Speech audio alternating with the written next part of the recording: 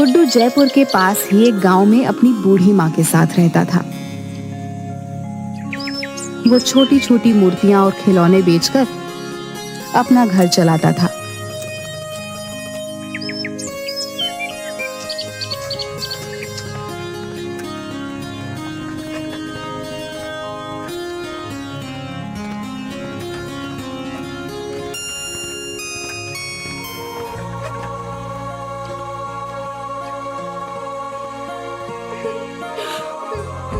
अरे माँ, क्या हुआ?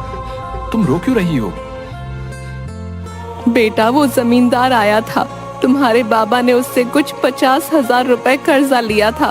वो अब सूद समेत मिलाकर 1.5 लाख हो गया है। हम इतने पैसे कहाँ से लाएंगे बेटा? उसने बस 2 हफ्ते का वक्त दिया है, वरना ये घर खाली करना होगा। माँ, तुम रोना बंद करो, मैं कुछ करता हूँ। तुम फिक्र मत करो। गुड्डू परेशान सा पैसे जुगाड़ करने का रास्ता सोचते हुए बाहर निकल आता है।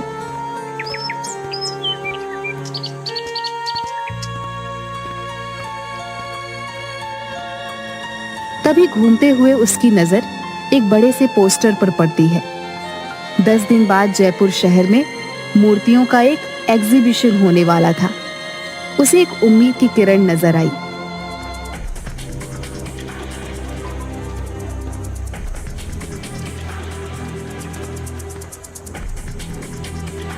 उसने तुरंत वापस लौटकर मूर्ति बनाना शुरू किया और 9 दिन की मेहनत के बाद 10वें दिन मूर्ति लेकर एग्जीबिशन में पहुंच गया। देखिए सर, ये मेरी सबसे कीमती मूर्ति है। और तुम्हें लगता है ये मूर्ति एग्जीबिशन में रखने के लायक है? पर क्यों सर, क्या हुआ? कोई कमी रह गई है क्या? कमी? गुड्डू, तुम इसे मूर्ति कह रहे हो? ये मूर्ति कहने लायक ही नहीं है, मिट्टी का कबाड़ है, कबाड़। सर, ऐसा मत कहिए। इस मूर्ति को बनाने के लिए मैंने बहुत मेहनत की है। इसे मेहनत नहीं कहते गुड्डू। ये मूर्ति एग्जीबिशन में तो क्या, कहीं पर भी रखने के लायक नहीं है। ले जाओ इसे वापस। ये मूर्ति सिर्फ कचरे के डिब्बे में फेंकने लायक है। ले जाओ इसे यहां से। गुड्डू की आंखें भर आई। अपनी मेहनत को इस कदर अपने सामने बिखरते देख वो बहुत दुखी हो गया। गुड्डू ने आंखों में आंसू लिए उसे देखा और अपनी मूर्ति के टुकड़ों को समेटकर वहां से निकल गया।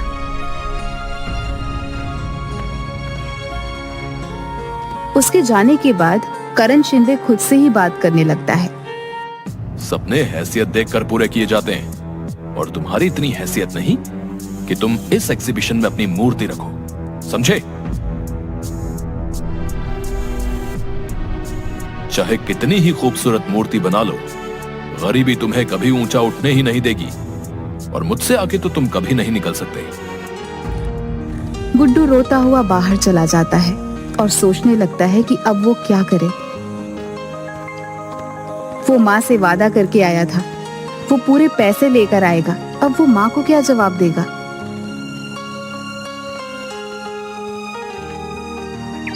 कोई फायदा नहीं हुआ इतनी मेहनत करने का, सब बर्बाद हो गया।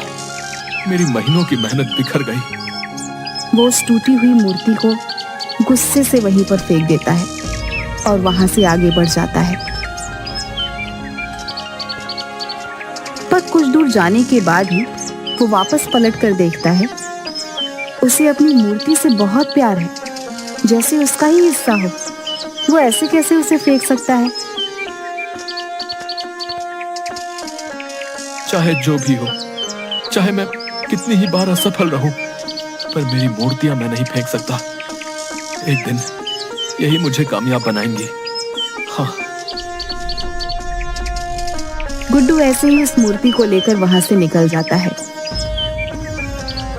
शाम हो चुकी थी। वो दूसरे शहर से यहाँ आया होता है, इसलिए फिलहाल उसके पास रहने का कोई ठिकाना नहीं होता।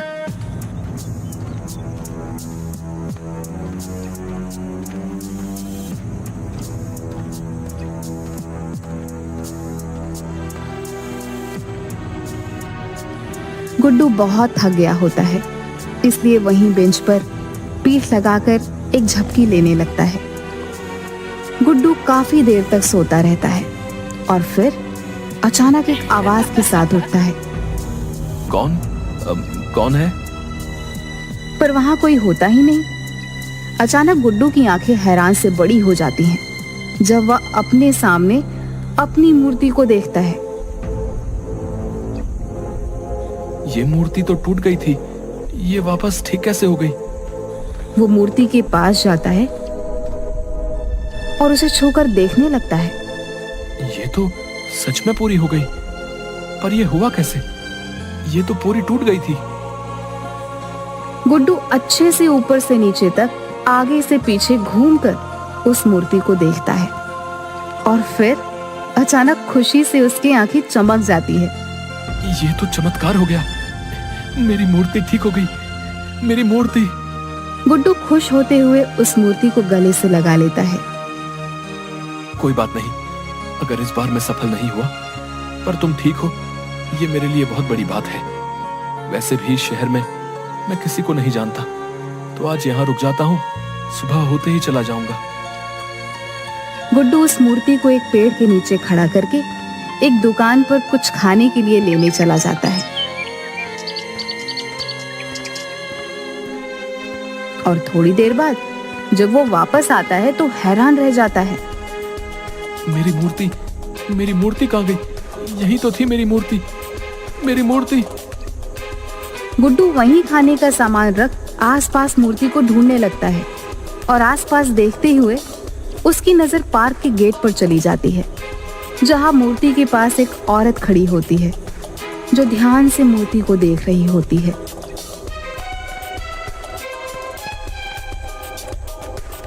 कौन हो तुम और मेरी मूर्ति को कहाँ लेकर जा रही हो? ये आपकी मूर्ति है? हाँ, ये मेरी मूर्ति है और तुम इसे चुरा कर ले जा रही थी। नहीं नहीं, मैं तो यहाँ से गुजर रही थी और इस मूर्ति को यहाँ देखा तो बस रुक गई। मेरा नाम मधु है। झूठ ऐसा बोलो जो पकड़ा ना जाए। ये मूर्ति मैंने पेड़ के नीचे रखी थी। पर मैंने तो इसे यहीं देखा, ये यहीं पर थी। गुड्डू उसे घूरने लगता है। भला मूर्ति खुद तो चलकर आई नहीं है, कोई इसे यहाँ लाया ही होगा ना? मुझे नहीं पता, पर आपकी ये मूर्ति बेहद खूबसूरत है। आपने खुद बनाई है? हाँ, मैंने बनाई है, पर कोई मतलब नहीं है। मतलब क्यों नहीं? कितनी खूबसूरत मूर्ति है ये। ऐसी और भी होंगी, आप इन्हें एग्जीबिशन में क्यों नहीं रखते? कौन रखेगा मेरी मूर्ति को एग्जीबिशन में? वहाँ तो बड़े बड़े लोगों के राज हैं और मैं ठहरा छोटा सा मूर्तिकार। अरे, इसमें छोटे बड़े की बात कहाँ से आई? बात तो तुम्हारे जादू की है। कितनी खूबसूरत मूर्ति है। तुम बहुत हुनरमंद हो। तुम्हारे हुनर में ऐसा जादू है कि मूर्ति बिल्कुल जीवित नजर आती है। हुनरमंद होने का क्या फायदा जब मैं कुछ कर ही नहीं सकता? हम गरीबों की मदद कौन करेगा? ऐसा क्यों बोल रहे हो? अगर तुम बुरा ना मानो तो मैं कल होने वाले एग्जीबिशन में तुम्हारी मूर्ति को रखवाना चाहती हूँ। कल वाले एग्जीबिशन में? पर कैसे? कौन है आप? मधु ने उस मूर्ति को देखा और कुछ सोचने लगी। मैं एक मूर्तिकार हूँ। सिर्फ मूर्ति ही नहीं बनाती, बल्कि उनकी भावनाओं को भी समझती हूँ। और कल ये मूर्ति एग्जीबिशन में जरूर रखी जाएगी।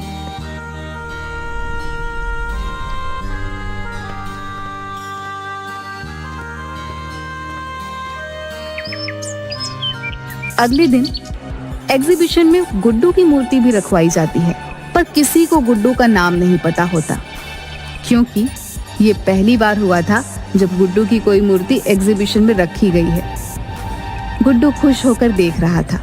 सबसे ज्यादा भीड़ उसकी मूर्ति के सामने होती है और ये सब देखकर उसे बेहद खुशी होती है।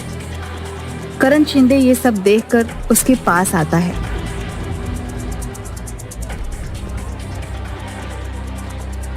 तुमसे कहा था ना, तुम एग्जीबिशन में मूर्ति नहीं रख सकते।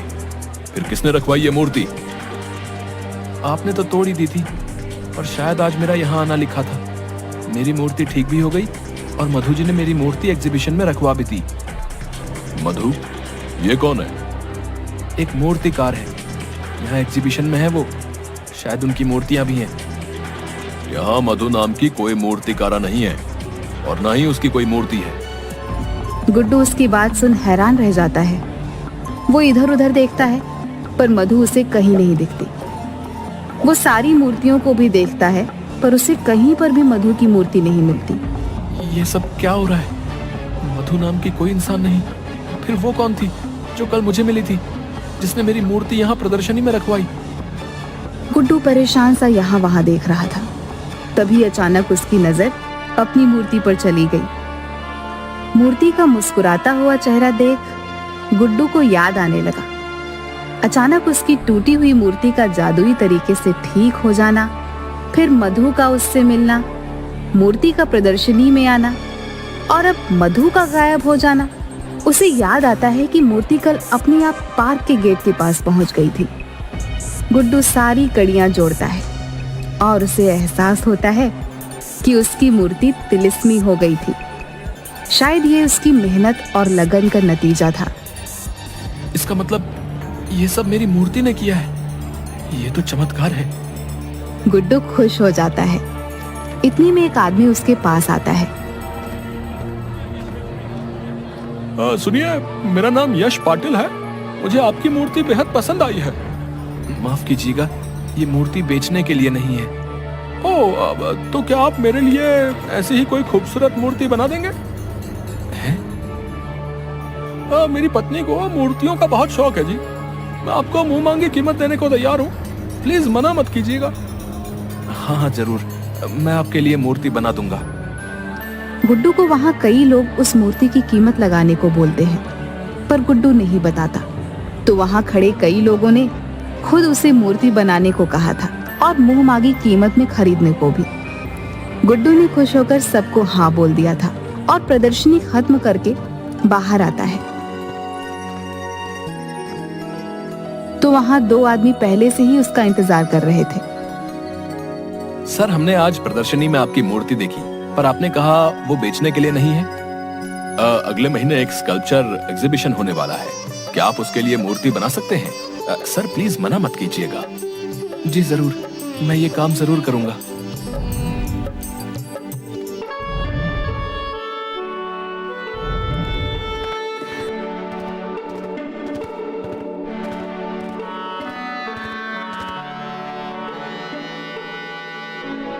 उसे यकीन हो गया था कि ये सब उसकी मूर्ति ने किया है। वो लोग 2 लाख रुपए एडवांस भी देते हैं, जिससे गुड्डू जमींदार के पैसे चुका देता है।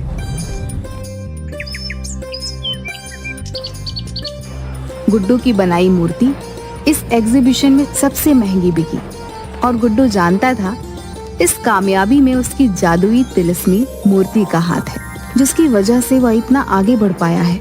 उसने आज तक उस मूर्ति को कभी किसी को नहीं बेचा, चाहे किसी ने उसे करोड़ रुपए ही ऑफर क्यों न किए हों।